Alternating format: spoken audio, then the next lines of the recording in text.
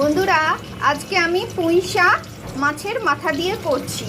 এর জন্য প্রথমে আমি মাছের মাথাগুলো নুন হলুদ মাখিয়ে ভেজে নিয়েছি। এরপর তেলের মধ্যে দিয়ে দিচ্ছি টুকরো করে রাখা পেঁয়াজ, রসুন, দিচ্ছি হলুদ গুঁড়ো, জিরে গুঁড়ো, ধনে গুঁড়ো, লঙ্কা গুঁড়ো, নুন, চিনি, দিচ্ছি টমেটো। সবজি অ্যাড করছি কুমড়ো, ঝিঙে, আলু।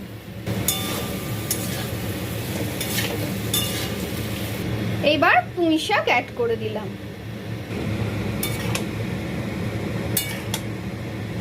সামান্য একটু জল দিয়ে দিলাম। এবার মাছের মাথা দিয়ে দিচ্ছি।